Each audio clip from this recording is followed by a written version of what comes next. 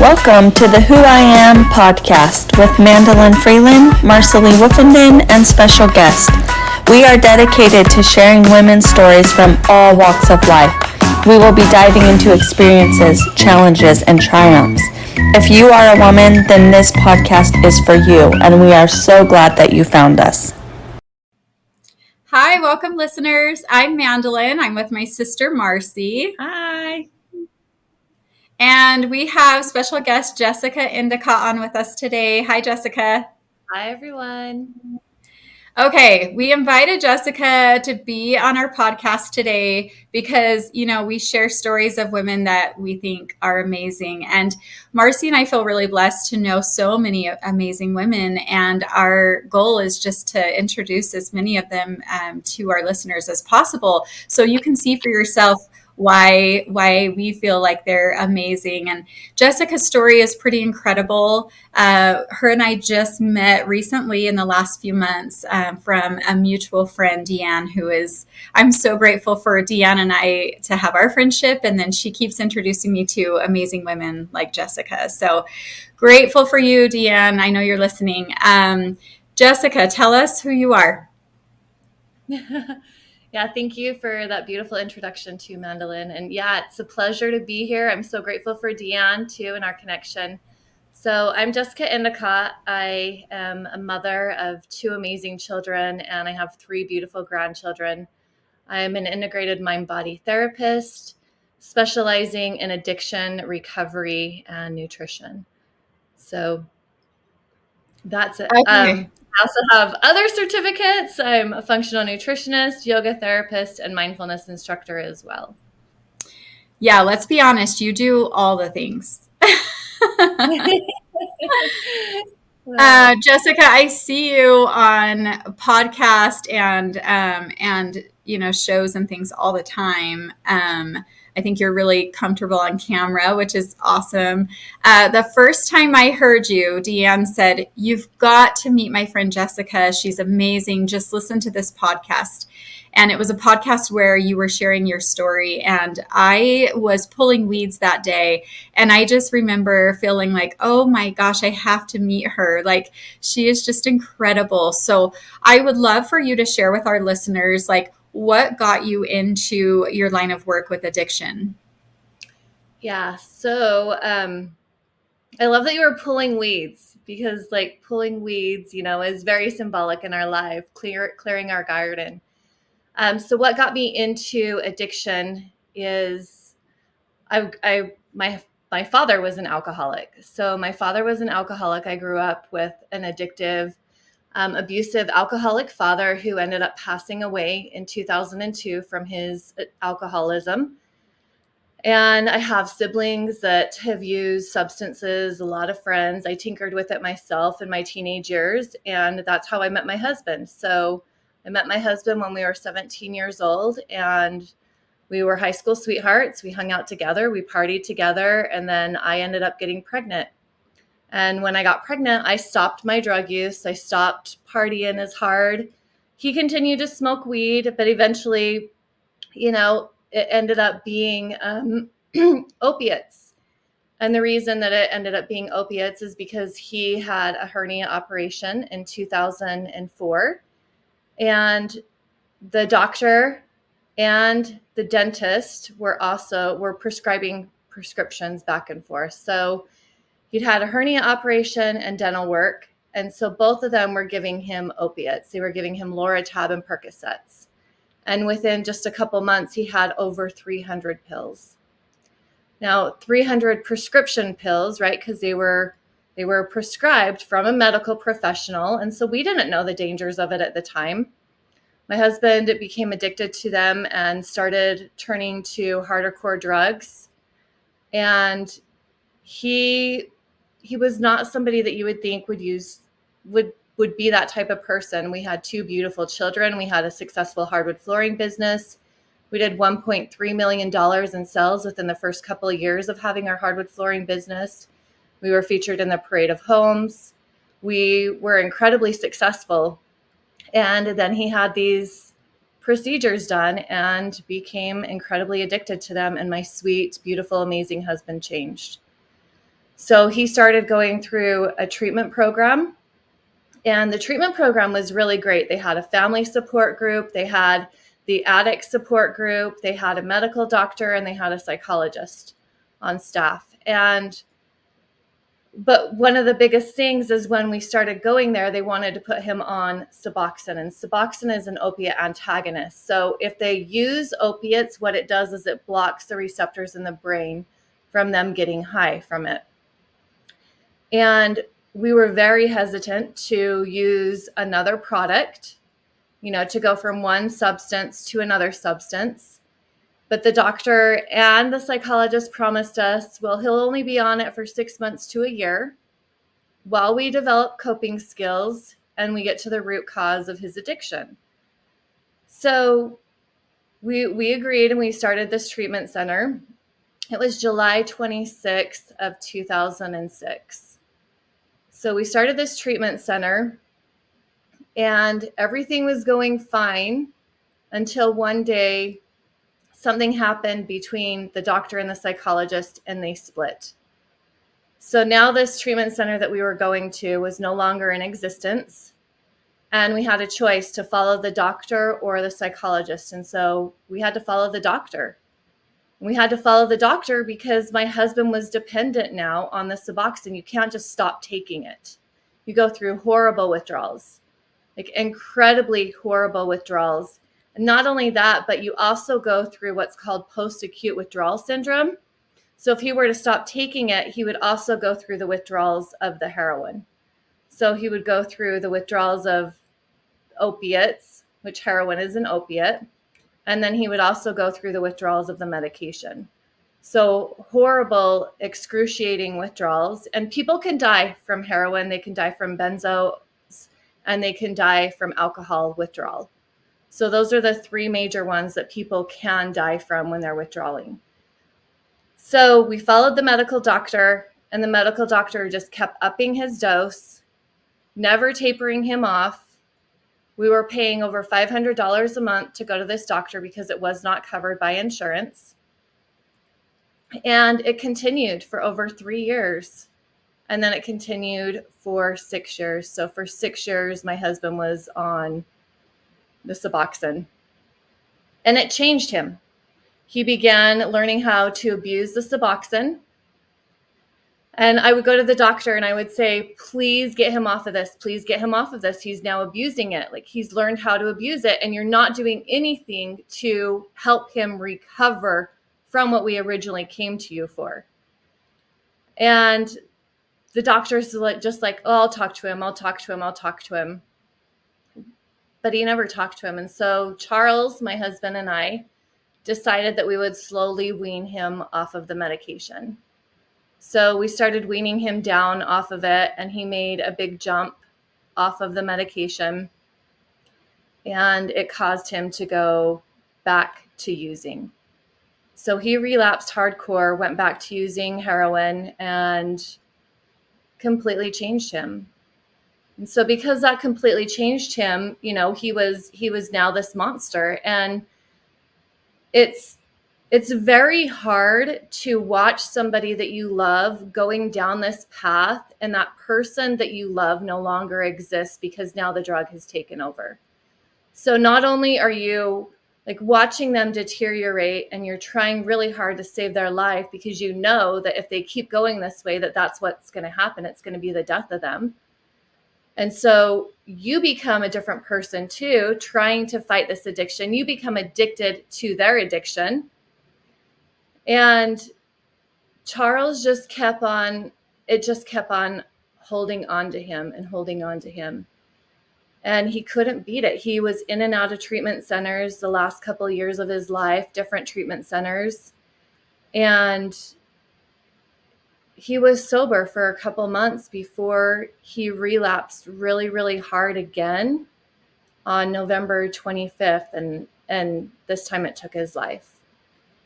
And so at that time, we were not living together.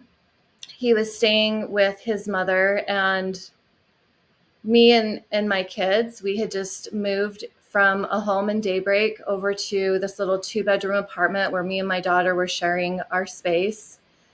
And so the morning of the 26th, I wake up and I have all these missed calls, missed texts, tons and tons of calls. Just call me when you wake up. Call me when you get this. Well, I woke up with heartburn that morning, and I don't have heartburn, but Charles always had heartburn. So immediately I knew that something really bad happened. So I go in the bathroom and I call my mother-in-law, and she said, Jess, Charles is gone. He passed away last night. So I hold back the tears because now I have to gather my children and tell them what happened. And they were 15 and 17 at the time. And they were awake getting ready for school. And I go into the hallway and I said, Isaac, Jade, I need to talk with you.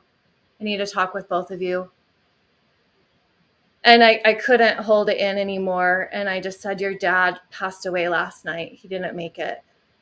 And immediately they just both burst into tears, like the biggest, heaviest tears. And that's something no parent should ever have to do, is look at their children and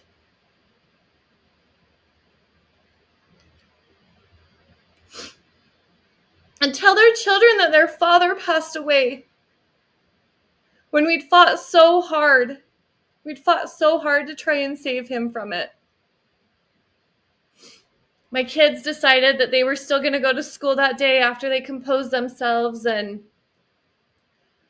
I was like, you don't have to go. You don't have to go to school, you guys. But that was how they were dealing with it, because they couldn't handle that news of losing their dad. So they went to school. I called their teachers. I called their school counselor, and I told the school counselor what had happened. And then they came home that night and the realization set in. You know, they were 15 and 17 years old.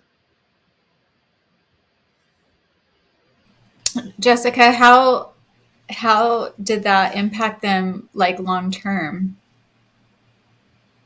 Yeah, so long term, my daughter ended up turning to substances. And so she was 15 years old, 15 years old. And so I never thought, because we were so open and so honest with them, and my children were going through therapy too. We were doing family sessions. And so I never thought my daughter would turn to that.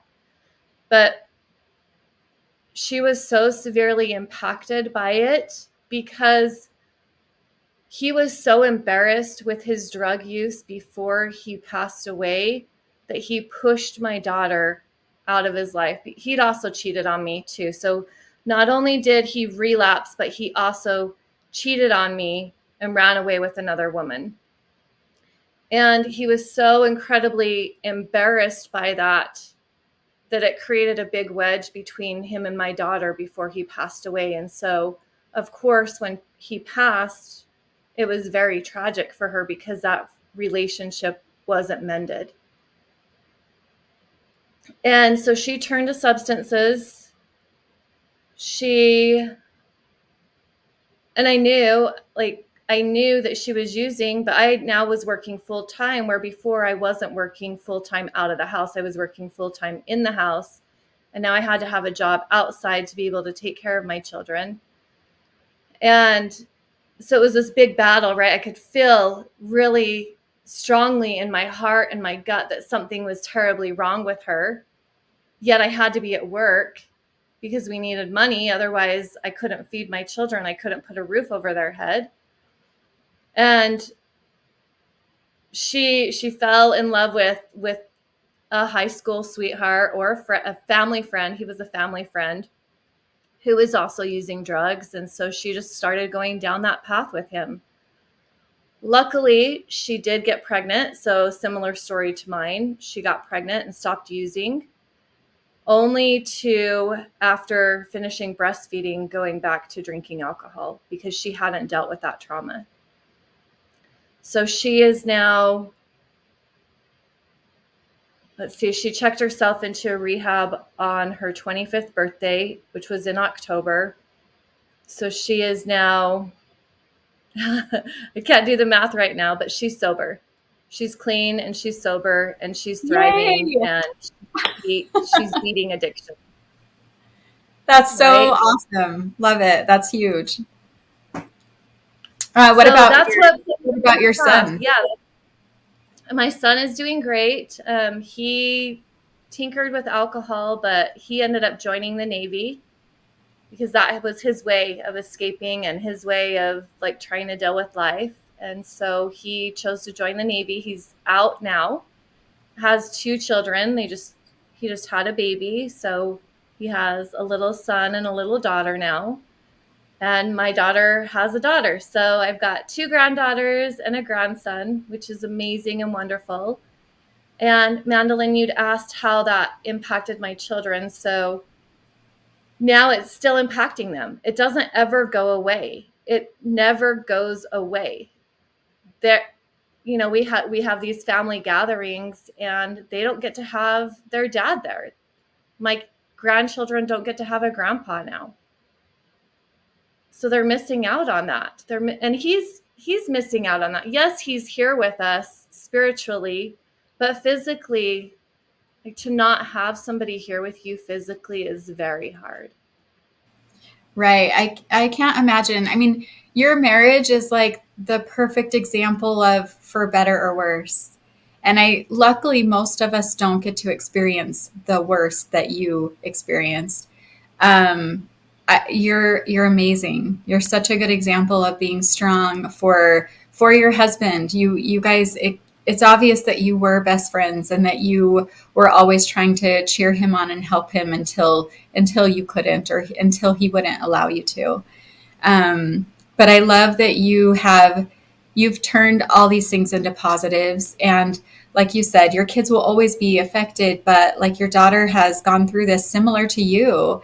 And I think that's interesting that like she's kind of followed in your footsteps and hopefully she can remain sober and have that strength and healing.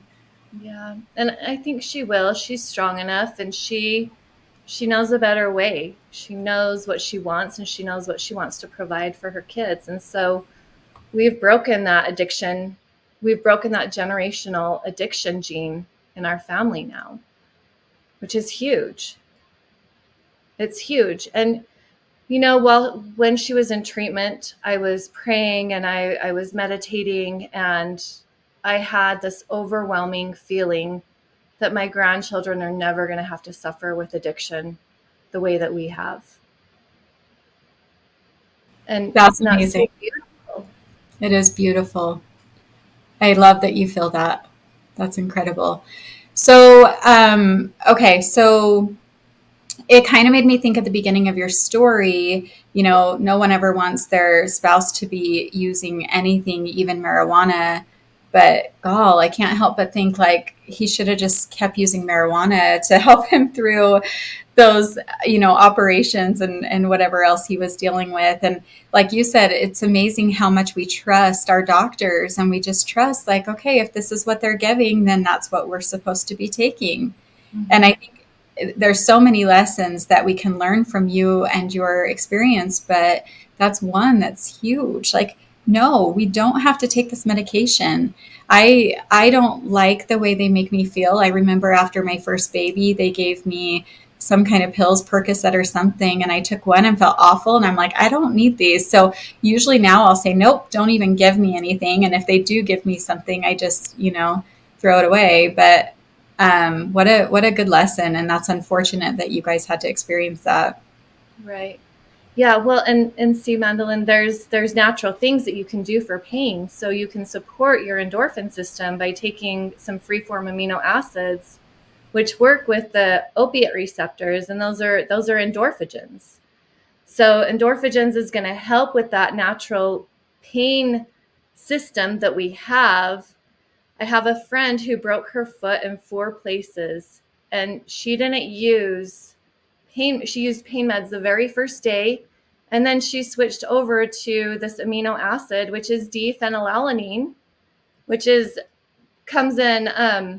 It's sold by Littke, Lidtke, and it's endorphogens, and that works on the neurotransmitters in the brain. And so if we use these things, we're not going to be addicted to them because they're actually replenishing the neurotransmitters in our brain and helping our natural pain system. So there's so many answers and there's alternatives out there where people just think, oh, I'm in pain, I have to take this product, I have to take this. And what you said about taking the marijuana, yes, like marijuana is a better alternative, but yet it's still impacting the neurotransmitters. It's still depleting the neurotransmitters. It's still changing the chemistry of our brain. And as we're talking about these substances too, there's more and more that are being pushed. There's more that are being legalized. And you have to question, you have to really wonder why that's happening. Because if my husband wasn't using marijuana to begin with, like, would he really have continued down that path with the opiates? Or would his body been more responsive and said, I don't like this high feeling that these medications are giving me? You know, because his brain was already depleted because he had smoked weed. So his neurotransmitters were already depleted. So it made it easier for him to, when he was given this substance, to just cling to it and latch onto it. And so with like watching what happened with my husband, I realized that there was a huge gap with his ability to be able to heal from the addiction. You know, he was just giving the medication. There wasn't anything nutritionally that was happening to repair his brain or his body. And there was one time, the year that he passed away, May of that year, he was going to the methadone clinic. Now, when he was going to the methadone clinic, he had stopped going and then he went back, and instead of giving him 3 milligrams, they gave him 30 milligrams of methadone, and he went home and he overdosed that night. My mother-in-law found him 30 minutes before he was considered dead. So he spent a week in the hospital on life support, and when he got out, he was in so much physical and mental pain. And what do you think they wanted to do? They just wanted to give him more medication, right? Nobody talked to him about nutrition. Nobody talked to him about yoga. Nobody talked to him about meditation. Nobody talked to him about repairing the neurotransmitters in his brain. And had he been given amino acid therapy, which is what I'm specialized in, we could have repaired his brain. It could have helped with the pain that he was going through. Yoga could have helped tremendously. Meditation could have helped with the firing patterns in his brain. Nutrition, his body was so depleted of nutrition, which is what a lot of addicts are so depleted in nutrition, and they're dehydrated. And their brain chemistry is fried. So replenishing the body with all of these amazing tools could have helped him so much in his recovery. And there was nothing. There was none of that support. So I'm working now with clients doing this kind of therapy with them and helping them to get away from the relapse, to get away from the cravings, to repair their brain. And it's incredible because when you give the free form aminos to somebody, so these are not branched chain aminos that people use to work out with. These are free form aminos working on the neurotransmitters in our brain, which is GABA, dopamine, norepinephrine, epinephrine, and that's our catecholamines, our serotonin, and our endorphins. And 95% of addicts are hypoglycemic. So we have to also look at their blood sugar levels. But when we start to give them these, within 20 minutes, it's crossing the blood-brain barrier and getting into there and repairing these neurotransmitters. So most people can take them for anywhere from 3 to 6 months, and then they don't have to take these supplements anymore. And this is natural. But people are not talking about this. Jessica, I think you're so strong. Like, you've been through so much, and I love that it's been, I'm sure it was so hard at the time and still is, but it made you like dive deep into this and come out helping others on that. I love that about you. And it's like I said, it's hard to go through, and I hate that people have to do that. But at the same time, we have people like you that's like we can learn from things and help others. But tell me, like, on your journey of helping people, like, are you in a clinic, or like how do people find you? Because they'll go in, like, like you guys went into finding a doctor, or and working with a therapist, and there it's like they're prescribing you more drugs. So how does someone find someone like you that's more like holistic approach, let's get off of drugs, things like that? Yeah, so through my website, which is collectivehealingarts.life, or you can text me 801-808-1800, and we can do a free consultation. And then if you want to work with me, if we're a good fit for each other, then we can talk about like some of the classes that I have or individual therapy, what that looks like from there. But typically what that involves is doing a brain chemistry assessment and seeing where the brain is depleted, working nutritionally, doing functional labs to looking at blood work and seeing what nutrients the person is depleted in, or if there's any signs of infection or inflammation, and then working with that. So it's a complete approach to healing. It's not just a one thing. I do the total, all the layers, right? It's physical, it's mental, and it's spiritual. It's all of the layers. So collectivehealingarts.life, or text me 801-808-1800. I do also Jessica, have, oh, sorry, Mandolin. no, you're good. I was just going to say, like Marcy said, we have a choice. When something bad happens to us, we can step up or run away. And so, I think sometimes when you're in it, you probably are thinking, well, I just did what I had to do. But other people are looking at you thinking, no, you could have ran, right?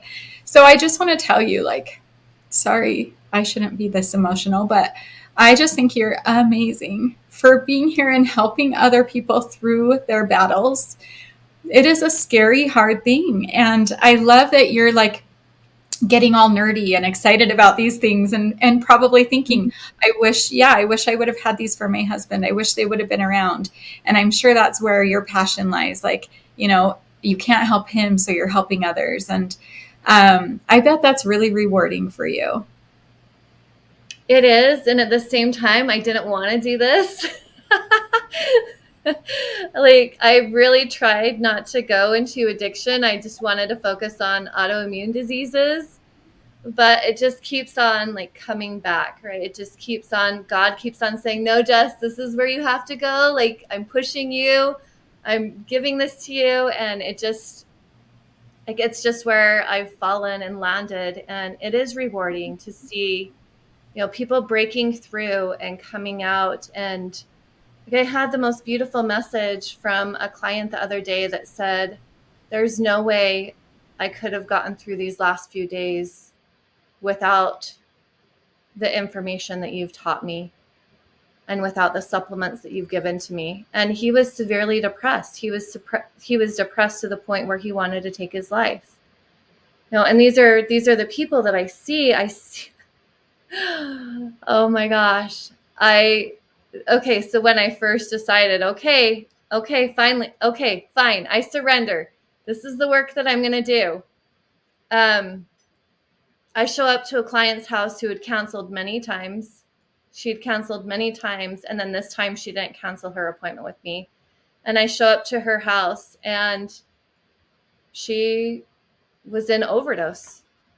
She was overdosing when I arrived there.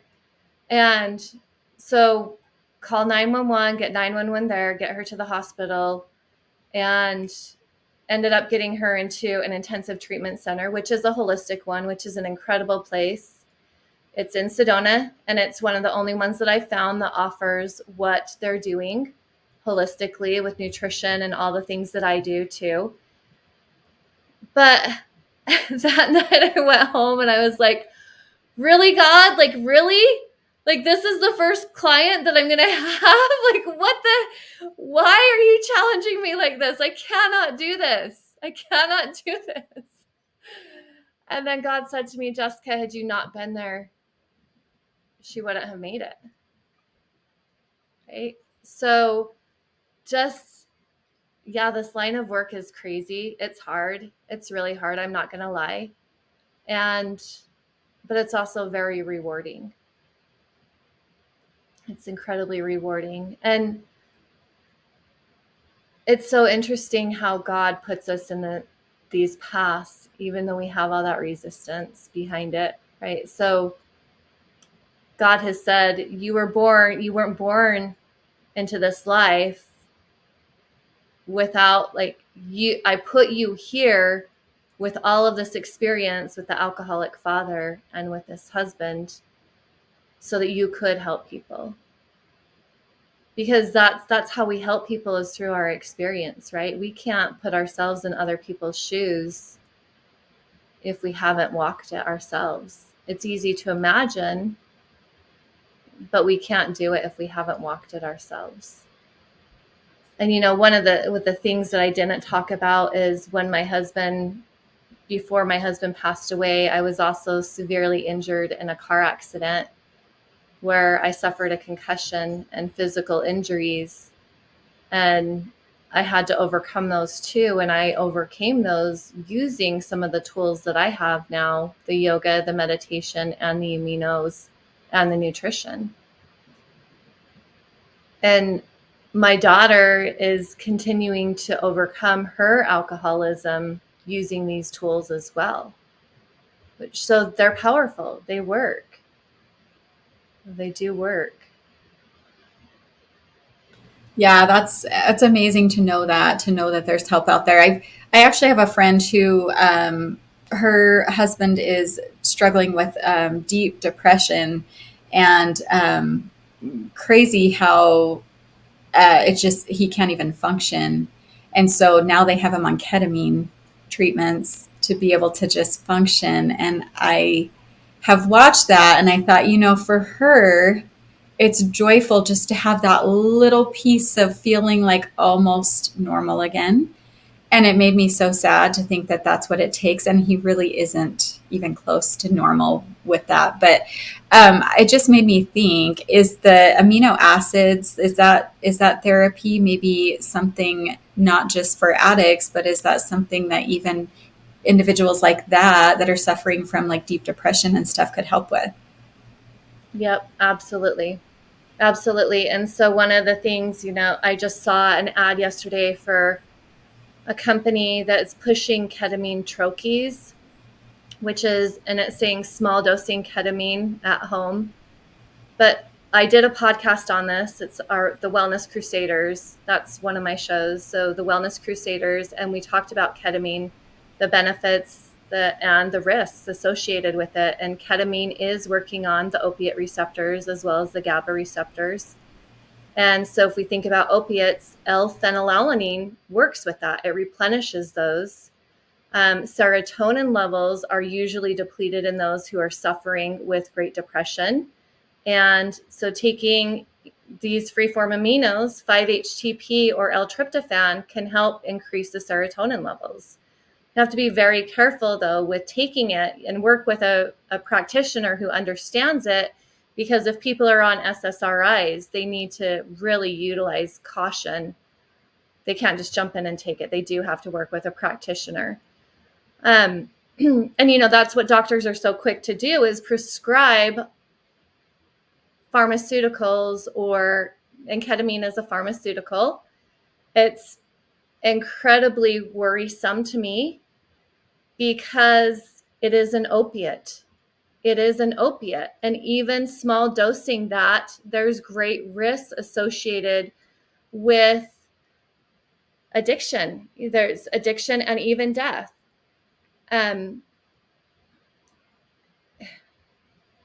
It's, fighting addiction with another addiction or fighting mental illness with these pharmaceuticals is playing Russian roulette on the brain.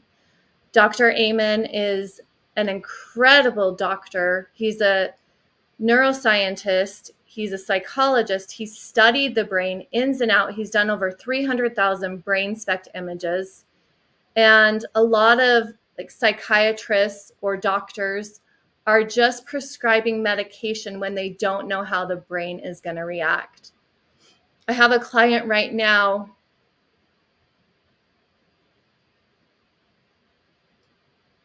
who is a victim of the pharmaceuticals and this happening to her brain, and she's only 28. She's only 28 and she is in psychosis. Her brain has forever been changed because she smoked CBD. She got a vape pen and was smoking CBD that was laced with meth and psychedelics, and it threw her into psychosis, and her brain will never be the same. And instead of treating her with amino acids or giving her nutrition, they gave her Haldol, which Haldol is an end-of-life medication. We were giving it to my mom at the end of the last couple weeks of her life because it's sedative. And if you talk to any doctor who understands Haldol, it is an end of life. You don't want to give it to people on a regular basis. And she is suffering so greatly, and that family is suffering so greatly because her brain has been tampered, it's been played with. They played Russian roulette with her. They just gave medications and didn't really understand what parts of her brain were firing and which parts were not firing. When that night she went into psychosis, if they would have given her IV fluids full of vitamins and nutrition and gave her some of the amino acids, they could have switched that quickly and altered that quickly for her. But they didn't. They played Russian roulette with her. She's 28 years old and struggling. The family has spent hundreds of thousands of dollars trying to get her to be normal again. And this is so unfair, what's happening. And now the ketamine treatments are coming out and they're still experimental. I've done a lot of research on them. I've called clinics.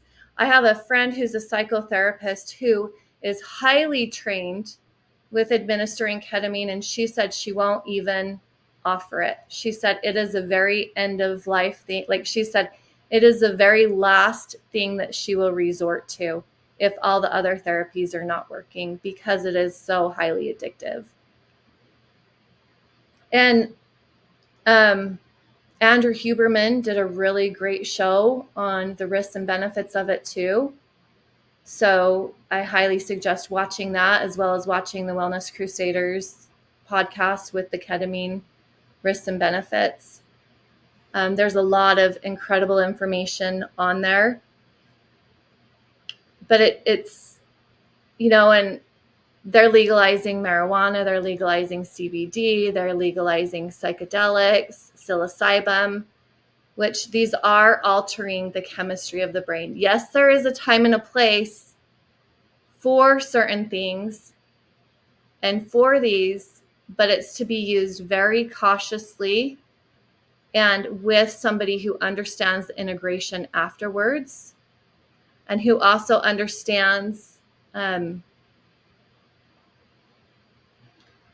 the chemistry of the brain and also how genetics could play a factor in it. Because if people have the GAD gene and they are doing ketamine, they're going to see really bad adverse reactions.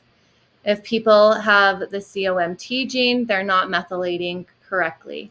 Or, if they have the COMT gene, they're not methylating correctly. And also they already have high levels of catecholamines. And so these medications, they're not taking the necessary precautions to protect people, and it's literally people's lives that are in their hands.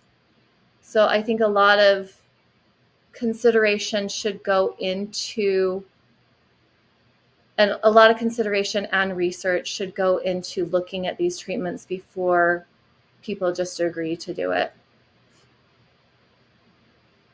Yeah, I think you've taught a lot of lessons here, but I think that's a huge one is just not trusting not trusting all medical professionals to take care of our medical needs just because they are guided a lot of times by the pharmaceutical industry. And also, I think even like for those who are using marijuana or CBD, what a big lesson that like even that we can't trust. I think it's like it's seeming normalized, like you said, it's everywhere. And I have a lot of family members using it because it just seems like it's an okay thing now. And it's unfortunate that we don't know what we're using when we're using that. Things can be laced and send them into psychosis or further addictions. I will say I volunteer with the American Fork Police Department, and in one of our meetings, the chief of police was talking about how people assume that marijuana is that chill drug and that it doesn't alter the brain. It just kind of puts you in this relaxed state. But he said, surprisingly, all of their calls, their confrontations that involve weapons and disputes like that are escalated, the person involved is using marijuana. And I thought, well, that's interesting because I would never have thought that with what I hear about it. Yeah. Yeah, well, the THC content in marijuana nowadays is nothing like it's doubled, or what is it, 200% more, I think is what the numbers are. Don't quote me on that, but 200% increase with the THC content in these products. And if our children are using marijuana too before the age of 18, they have a 450% increase in having a mental illness in their Wow. adulthood. So this is like our world today. All of our nutrition is going down in our foods that we eat, and all of the drug potency is going up. There's some big things wrong in our world today for Right. sure. Yeah, and if the nutrition is going down, we're not getting the amino acids, we're not getting the vitamins, we're not getting the essential minerals that our body and our brain need to function optimally. So if that is happening and we are given these substances or we partake in any of these substances, it makes it so much easier for us to continue to use those as coping mechanisms. Yeah, that makes sense, unfortunately. And and also we can't deal with trauma the way that we used to be able to deal with trauma, which Yeah. if we have the nutrients that we need, we can deal with trauma really easily and efficiently. Sounds like a perfect storm, unfortunately. It is. It yeah. Well, Jessica, I really appreciate you being on here. I know that our experiences aren't necessarily who we are, but they definitely make us who we are. I look back and I think owning my beauty school has been crazy, and I've done that for a majority of my life, and it really has made me who I am today. And I love that so much. I'm grateful for it. And I look at all the trials I've gone through, and there's weeks that are really hard there, and it's so worth it. And so I look at you and I think, yeah, those trials that God gives us, there is a purpose. And if we do good things with those like you have, then it benefits so many people. So thank you for saving so many people. I'm definitely going to send my friend your way, the one that has the husband on the ketamine treatments, and see if there's anything you can do for her. But thank you so much for being a crusader, for really standing up and helping us to know the ins and outs of all the things and helping us to make better judgments. Thank you, Jessica. You're welcome. You're Is welcome. there Thank you, Marcy. anything is there anything you would like to leave our listeners with? Um, yeah, I always get asked that and I never have like the answer for it. I just Well, okay, so those who are struggling with a loved one, you're not alone. The therapy that I do also can benefit you as well. It's it's so important that we also take care of ourselves as the companion or the mother or the sibling of somebody who's suffering, because if we're not taking care of ourselves and our mind, we cannot take care of them either. And also to those who are suffering with addiction or who are in recovery and still having the cravings, that there is hope. So there's a reason why you're still struggling and suffering, and I can help. And I also have friends who are in this line of work as well. So if I'm not a good fit, I can refer you to one of them. And then also do your research.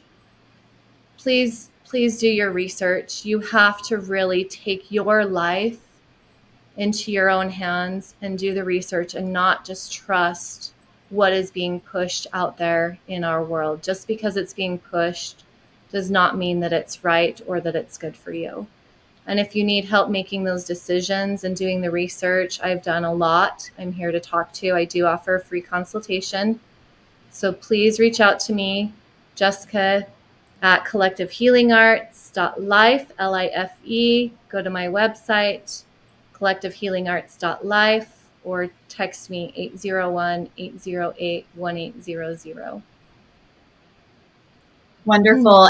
Jessica has also been on our coaching calls if you're in the Breakthrough Tribe, and has given a wealth of knowledge on addiction. And I've learned so much already, and she'll join us again in the future. So you can catch her there as well. Thank you so much, Jessica. Thank you, Marcy. Thank you, Mandolin. I appreciate both of you. Thank you for allowing me to be here and share. Thank you. You're welcome.